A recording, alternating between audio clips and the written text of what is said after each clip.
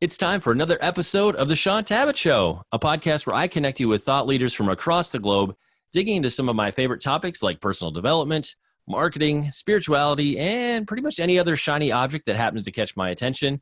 Today, my special guest is Iliyana Stareva, and she serves as HubSpot's Global Partner Program Manager, and we're going to be discussing her amazing new book, Inbound PR, the PR agency's manual to transforming your business with inbound.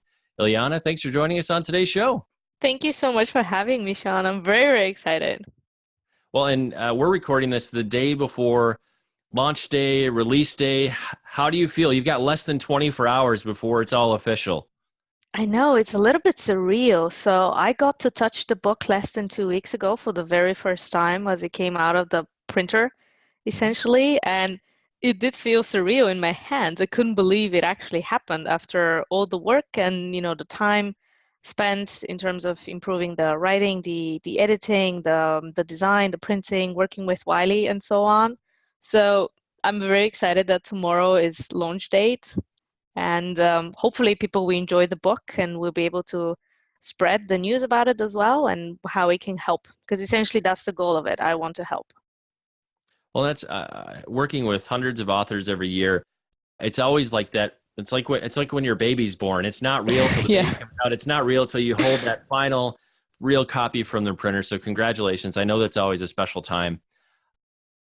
I'd like to jump back a little earlier before you started writing on this book. I'm always curious to figure out kind of people's origin stories, or how did they develop an interest or fascination that propelled them to the point where they're doing what they're doing professionally. So for you, what was the fascination point that got you moving in this direction? Was it marketing, PR, storytelling? Even some people I've heard they loved metrics and Yeah. statistics. So I'd be curious for you, what were those starting points along the way that moved you in this direction? Sure. It was a course in marketing back at my first year in university in Germany. I studied international business because I wasn't sure where exactly I wanted to go.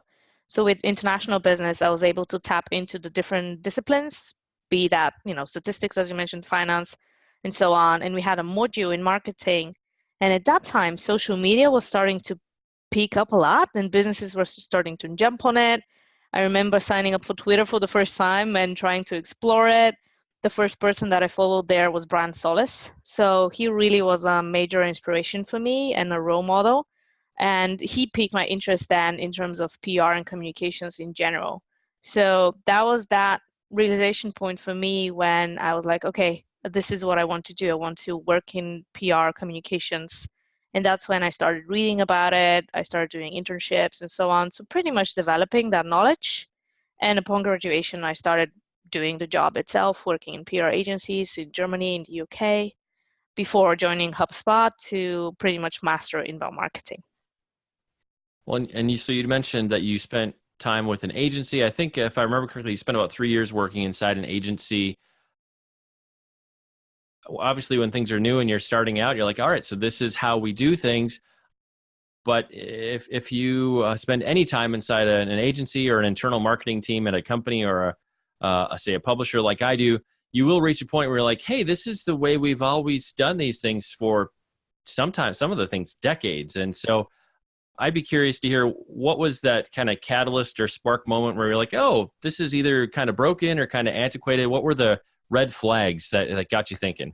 Sure. So for me in the beginning, everything was very interesting because everything was very new. We started doing a lot of influencer relations, working with bloggers, YouTubers. That was a time when this was also starting out. It was interesting, it was new. People hadn't done it or hadn't yet figured out how to do it well. But over time, you started to master these things. And then eventually, how I started feeling was as if I was just an order taker from the client, pretty much doing what they were saying, but then at the same time, I wasn't necessarily seeing the impact of the work that I was doing. And I didn't feel like a trusted advisor, someone who provided strategic advice to the client to take them to the next level, but really as just someone who was doing the dirty work. So that was the time when also from a career perspective, I felt that I wasn't learning anymore. I stopped growing and developing more skills, new skills, different type of skills. And I felt that I had pretty much expanded everything that I could learn and do in PR and social media and influencer relations. that I was doing a lot at the time. And luckily, I think it was just the perfect timing, I suppose, when HubSpot reached out on LinkedIn then, and we started having a conversation about a job and joining them in their Dublin office. One of the things I kind of giggled when I read your book was you talk about how blogging helped pave the way for this new book. And again, that was something I personally have thought for years, blogging to a book was going to die out. Yet I meet people constantly who tell me stories about how they were able to test a piece of content and it went viral. And so they wrote a book about it. And clearly my prediction is wrong because I keep seeing that come up over and over again with what I do as well. So talk to us about your journey of blog posts kind of alerting you to the need for the book, because the blog posts seem to lead to some writing and different speaking opportunities that propelled you in a certain direction. Sure. So to understand this, I just want to refer back to when my passion for marketing and communications and PR started back in the day when I was still at university. I saw a lot of the bigger influencers like Brian Solis, David Murmer Scott using their blogs to share what they know with their audiences. So I decided that I was going to start my own blog to do the exact same thing. So my blog launched back about 6.5 years ago for the first time. And since then, I've been using it as my own vehicle to share what I am learning, things that I'm reading, things that I'm experiencing. So really everything around my career. And with that, when I joined HubSpot, which is an email marketing expert, and I started mastering this discipline, I began to compare it with what I had been doing in PR prior to that in the PR agencies that I was working at. In my job at that time, I was very closely working with other agencies as well, implementing inbound marketing tactics. So I could see the value that they were providing to their clients, and I could compare it to the value that I used to provide to my clients in my previous PR agency. And so at that stage, what I noticed is, and that was pretty much 4 or 5 months within my job, my new job at HubSpot. So when I noticed this gap, I identified a way to combine what inbound marketing was doing really well, but what PR was lacking, and then still leveraging PR's biggest strength, which really is content, and then alleviating its biggest challenge, which is then measurement. And that was the tipping point for me when I came up with this whole concept of inbound PR. And I remember the first blog post that I ever wrote was in July 2015. And the post was called, "Don't Believe in Inbound PR? This post will change your mind." So that's when it all started. People began responding to the comments, to the post, because I kept on writing and so on. I was invited to do public speaking.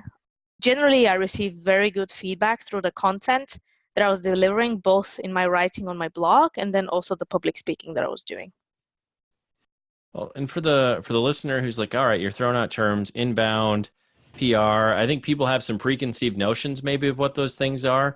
Sure. But if you had to give us kind of the textbook definition of inbound versus PR, and then what do you mean by inbound PR? Because you talk about how content's the glue that holds those two together. So lead us in that direction. Sure, absolutely.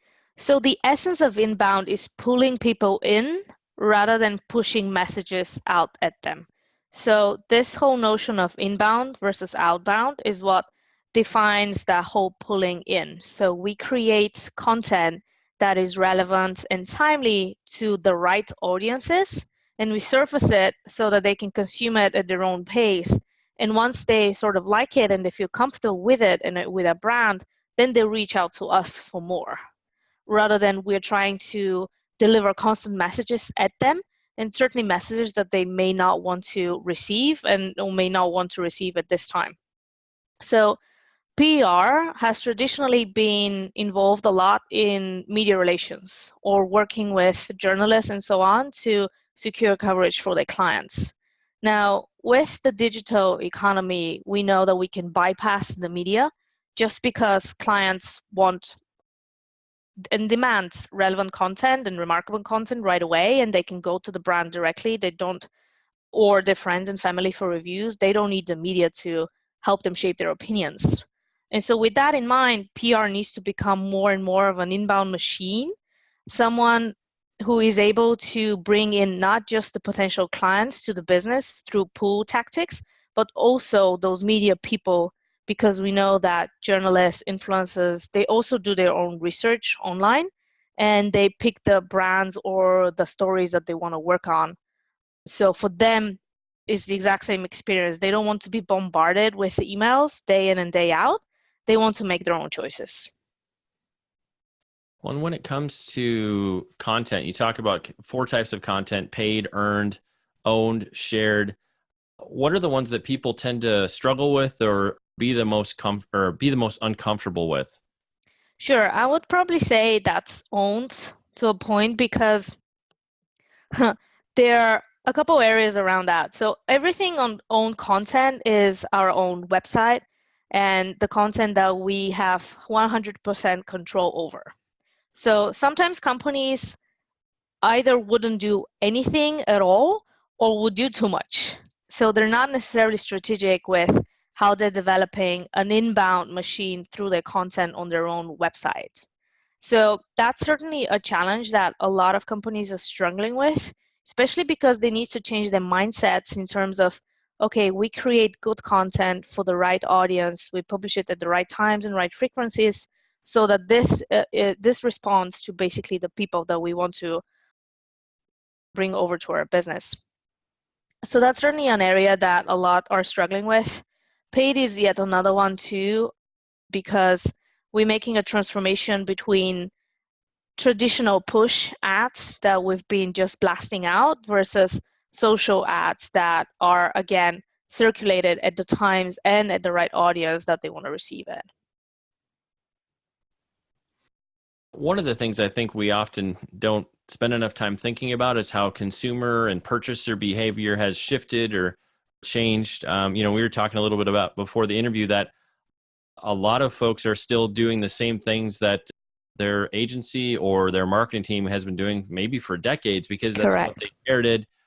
It's slow to change, but what do we need to realize in terms of behavior changing? We can't just kind of spray and pray and hope it all goes well. So what do we need Yeah, to be conscious of there?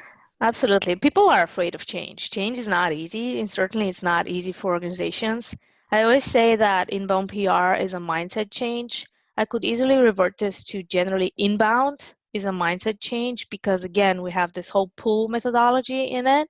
And really, if I were to summarize it, I would say that brands need to start making customer first decisions in everything that they do. And when we say customer first, this really means about, in the first place, answering this question: what's in it for me from the customer or from the media or from whoever stakeholder persona, rather than thinking about, okay, this is what's important to us as a business, let's push this out. It needs to be exactly the other way around. In terms of measurement, one of the things I get, so my team, we manage advertising for lots of projects. And so I get these fabulous reports with impressions and click-through rates. And the one question I always ask my team is, can you tell me how many books we sold, or tell me Right. what useful result happened from this? And I think that's been one of the most elusive things for so many of us for many years, is that measuring how successful, what's the ROI, it's Yes. very difficult. So once we move beyond the vanity metrics that we get from Facebook and others, what are the sorts of things we need to be thinking about and measuring? Because this one's really hard, because the vanity metrics, those are really easy to get, but they're not tied to actual results. Absolutely. And I think this too is yet again another shift in how we do things, another mindset change that needs to happen, especially with PR professionals. And I think there's some core reasons around it why people stick so much to impressions and that type of vanity metrics that you mentioned. Very few people have studied business. And you need that type of business acumen basically to understand how a business functions, how a business makes money, what's important to the executives, what is this whole ROI conversation, why does it matter, and so on. And once someone is able to understand that, then they're able to tie back their activities to those important questions around the ROI and the big why of the business. So I really do think that it starts with learning. The best thing one can do is pretty much start their own business and start dealing with their own financials. or simply take a course with regards to finance or generally in business, because traditionally a lot of the people who work in agencies come from a creative background. PR professionals would study PR, and in those courses they would primarily focus on writing and storytelling, but not necessarily around business, finance, and really those numbers driven principles. I have a bunch of people who will listen to this who either work inside a marketing team with a publisher or another type of company. I have lots of friends who run their own PR agencies or are say a publicist who's part of a PR agency. What would be baby steps? Let's say they listen to this interview. The first best thing they can do, I'm going to say, is go out and get a copy of your book. It's wonderful. Thank you. But after they get the book, like walk us through like 10,000 foot level. What would be the baby steps somebody could take forward to start moving their organization in this direction? Sure. I would probably say number one, because we just spoke about metrics and ROI, because you do have to justify why you're doing something. I would start with the general company revenue goals, and then I would break that down into, okay, well, how much of that do I want to drive through inbound PR? And once you have all of this, then you can start drilling into more tactical level things, specifically around the inbound PR methodology that I have developed in the book, which takes a lot of the principles from inbound marketing.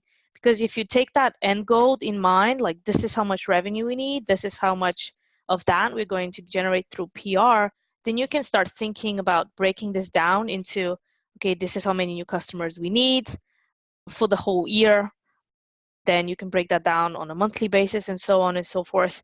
And then if you go further back, you can think about, okay, the tactics that we're going to do, here's how we're going to split the paid, earned, owned, shared model that we spoke about. So this is how much media relations we're going to do. This is how much we're going to focus on our own lead generation. This is what we expect out of our paid and social activities. So really think strategically about the end goal in mind and then work backwards towards really going granular with the tactics that you're going to do on a day-to-day basis. Well, and why is it important for us to be our own best client? That's one thing you bring across loud and clear in the book, and I think that's one of the things, whether you're in an agency or internal at an organization, we do everything but market ourselves, and really we need to start by showing our own expertise for our own well-being first. Why is that important? Absolutely. I think it's important for two reasons. Number one, obviously you don't want to experiment on clients, especially if you're trying to make them do a new thing. So for example, as in inbound PR, if you want a client to trust you and buy this service from you, they would want to see that you alone are having success with it, especially if it's something new. And number two, it's hard to stay in business. It's hard to sustain a business for the long term, and it's hard to make sure that every month on month you have cash flow in it.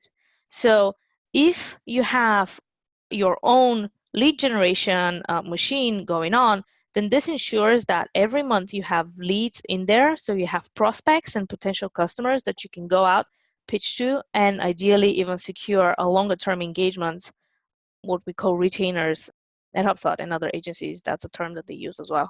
So it becomes a sustainable machine that ensures that, again, as I said, your business keeps on floating because you have cash coming in and you know that it's coming in. It's repeatable. Say when you think of the reader getting to the last page of the book, what does success look like for you? You know, what's if people take away one core idea or one core shift they make, like what do you hope each and every reader gets out of this book? Sure. I would probably say really think with the end goal in mind. What are you in for as a business or as an individual? And then identify the tactics or strategies put through in the book that are going to work for you specifically. And then we would be doing a disservice if we didn't talk about HubSpot and your role there. So for the listeners who are like, I have no idea what HubSpot is, tell us about HubSpot and the range of services and products that you have, and then talk to us about what you do there as well.